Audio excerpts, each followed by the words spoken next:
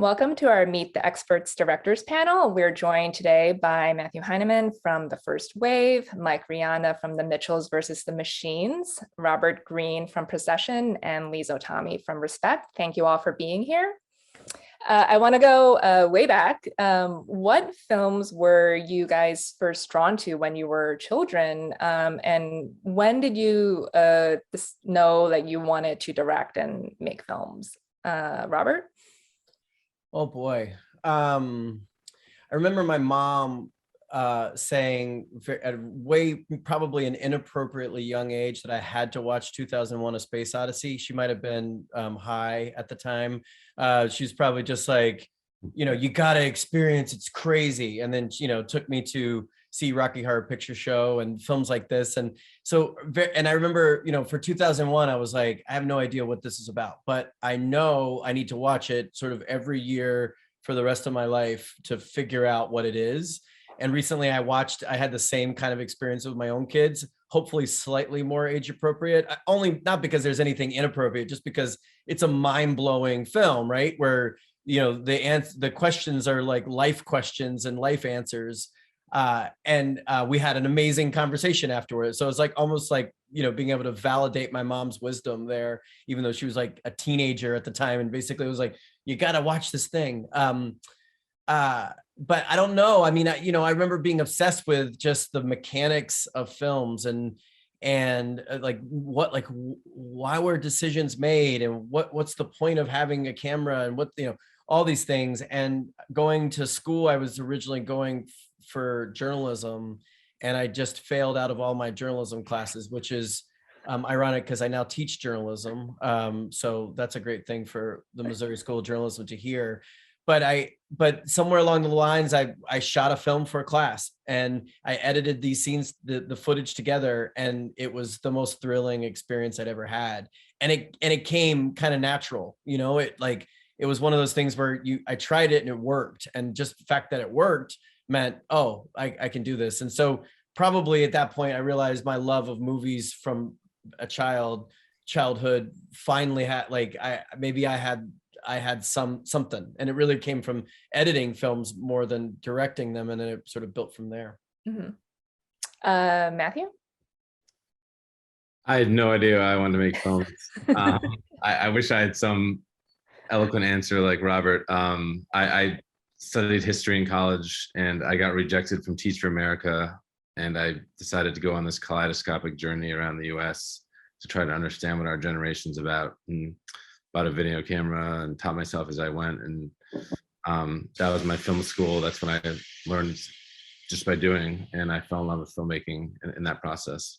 So I can't say I studied film as a kid or watched a bunch of movies. I really sort of stumbled into it, but I feel extremely honored and lucky to do what I do and to do what we do. And, what a privilege every 2 years or 3 years or however long to dive into a new subject and to learn and to grow.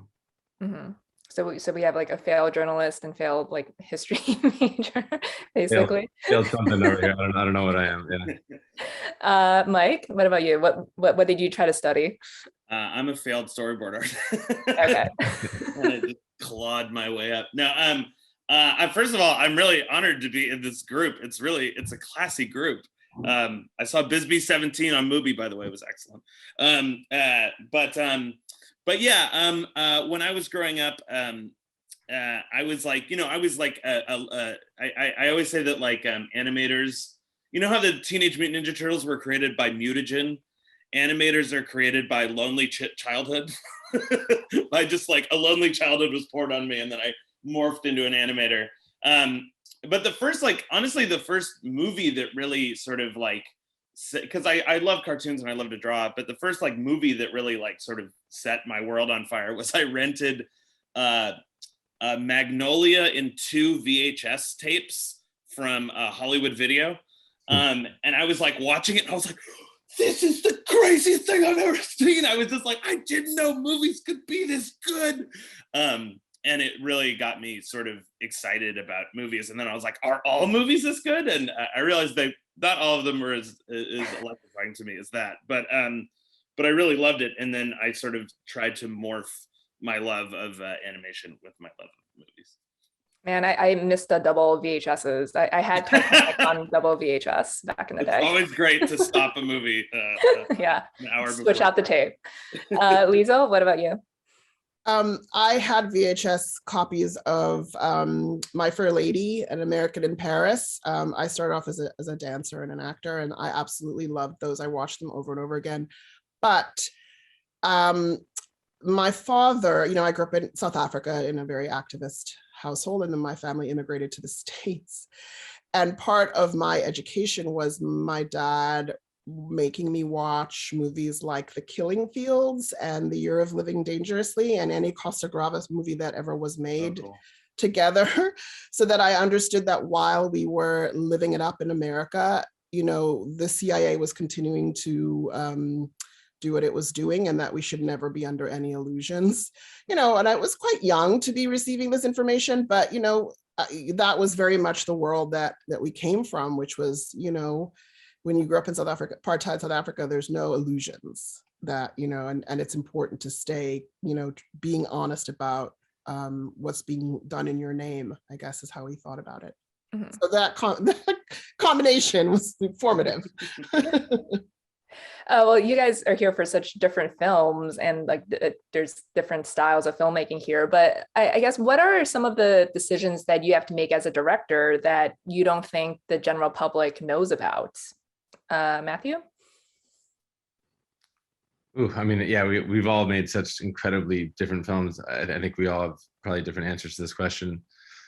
I mean, I've made both narratives and docs. I think I'll just speak to the first wave and my experience with this film. I just think that the sheer logistics of making a film during COVID times in March of 2020, just every single thing we did was a vector for the disease. Putting a mic on somebody, transferring footage to our editors, get into a car, getting home. We had such little information about how this disease was transmitted. So we literally thought that every single thing we did could have killed us or killed our subjects or killed our team. And so we were constantly overly aware of that fact, and something we took extremely seriously. I'm very proud that no one on my team, despite 4 months in an ICU filming 12 to 18 hours a day, that no one got COVID while making the film, and that we didn't transmit it to anyone that we filmed with. Yeah, that's one answer to the question. Mike, what about you? Yeah, I think it's just that I think the thing that I think it's like I think people think sort of like Walt Disney just sort of like popped up and is like, I got an idea for a picture, it's Bambi, and here's the beginning and the middle and the end, I did it, goodbye, I'm Walt Disney. And it's just like the movies are so end up being so like kind of wonderfully collaborative, where I was just thinking about it, it's like if you take out one person and replace it with a different person, the movie would be different. And it's just like that is there's like a Pollyanna, like we all made the movie together, but it's really true. I thought it was a lie before I made a movie. And it's just really wonderful working with all these people and having, the editor come up with some great joke that we all love or whatever. Our movie is a little less serious than your guys' movies, but we have a lot of jokes about dogs. But no, and it just sort of like how important the team is, and that's why it's sort of like in our credits, I just wanted to have everyone's face in the movie and pictures of them with their families and stuff, just because it's like if any of them were different, the movie would be different. And I want to jump on that from what Michael's saying. Like, I think that's exactly what I would say as well. It's like there's this, I think there's this idea that being a director, and I'm the director and editor of Procession, and I direct and edit my films generally. It's a job. It's like a specific job, and that job has a lot of parts to it. Editing, especially for documentary, has a lot of power in what you are, what actually becomes the film. And I've edited fiction films as well, so I know that it has a lot of power in fiction as well. But that myth that the only way to be an auteur is to sort of dominate the scenario is absolutely wrong. Like, you know, I realize probably the reason why nonfiction is most exciting to me is because I know the limitations of my own ideas. I sort of know, like, I know what I don't know, which is a big, you know, sort of advantage, actually. Like, I know what I'm good at, I know what I'm not good at, and I don't want to do the things that I'm not good at. And the team knows that. Everybody, you know, so they lean on me, though, because it's like, usually it's like my idea is what starts this ball rolling. And so I have to be the sort of creative person that they come to, saying, like, you could go this path or this path. And just sort of the more sort of collaborative those choices are, the better director I look like, frankly, you know, like, you know, and just learning that over the course of making now 7 films, it's like, it's sort of therapeutic almost to accept the sort of limitations of your own role and the limitations of your own effect. And I think the better directors, I had someone say this, actually it was my producer, Doug. It's like, there will become a moment on whatever set, nonfiction, fiction, maybe animation, maybe not, I don't know, where everyone else will think that they are the reason the film is going to be successful, or frankly, the film is going to be a failure, other than you as the director. And when you get to that moment, you're doing a good job, because it's not about, oh my God, this genius, blah, blah, whatever, is doing this thing. And it's literally like everyone's bought into the point that they know that their contributions are just as important as yours. And maybe they all turn to you and say, well, what the hell's your job at this point? But nevertheless, like, that's a good moment. And if you can withstand that and also build on that, it's a powerful thing. It really is. Yeah, it's a team effort. It's just like Procession with your 6 co-directors, basically. Liesl, what about you? I think people don't know that for the length of making the film, you're not going to sleep and you are going to lose stomach lining. Like, I don't think that is that what happened to you on Respect? Because you guys were also delayed for a whole year. I still have to. I was editing during COVID in my apartment. That was what happened. I finished shooting, thank God. But you know, just the enormous responsibility, the sheer volume of details that you have to just keep in your head. And you know, it's just like, I don't think I slept really for 2.5 years making that film, and it's just you just can't know how insane and intense it is, you know. And even though like every single day of my life on set was the best day of my life, I loved it so much. You know, there's still, especially when you're making a studio film, there's so much external pressure.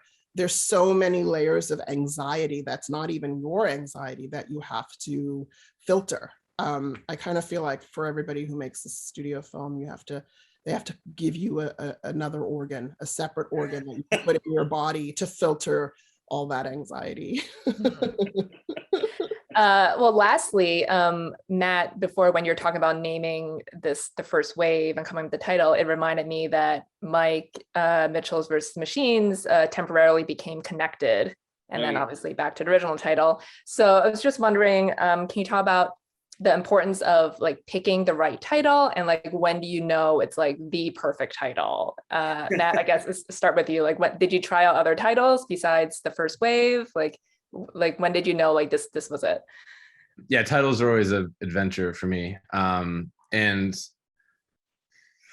I don't know, it's like a relationship. It just, you know, when it's right, and often it takes a long time for it to feel right, and then at some point it clicks. And I don't know, whenever, all the titles that I've ever had, once either I or somebody else on my team has come up with them, there's just like no looking back. It's like, that's the title. It's so clear.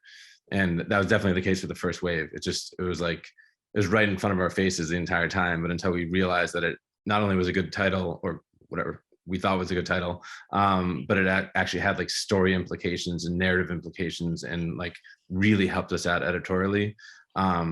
It just was really obvious. But we had a lot of really bad titles, and it was obviously, you know, one of the inherent problems with this film and with the title around this film is that people are scared of engaging with the film around COVID. So I'm not sure we helped ourselves there with the first wave, but it, you know, it does tell you what you're buying into, I guess. For sure. Mike? Yeah, no, I mean, I think the title for the movie, our movie, is sort of like emblematic of everything about the movie in that it went through 10,000 iterations. And I definitely understand. I also have a new organ to filter anxiety, mine and others, you know, especially mine. But, you know, it's like there are, you know, these are, especially for a studio, this is, I understand where they're coming from. They're like, this is a big investment, kid. You know, like, have you directed a movie before? And I'm like, I made a TV show. And they're like, get out of here. So you're really having to sort of like defend, you know, you're sort of having to come up with a bunch of options and work with everyone to come up with something that you all love. And then sort of once you find something that you love, like trying really hard to defend it. I had like this giant PowerPoint presentation, like, here's why this is the greatest title for this movie. I'll tell you why it's great, you know, because, you know, you know, ultimately you want the title to be an invitation to people to say, hey, this is the kind of movie you're going to get. You're going to have a good time, you know, in the case of, you know, sort of our movie or whatever. But, you know, it's like, it's sort of an invitation to movie and you want to people, and you want that invitation to be a good one. Liesl, it was like respect just so obvious? Like, I think this is kind of, I mean, unfortunately, there was no struggle. It was just like respect. And everybody was like, that's amazing. And in my heart, I was like, oh my God, so much pressure. So, you know, but it's the only title, honestly.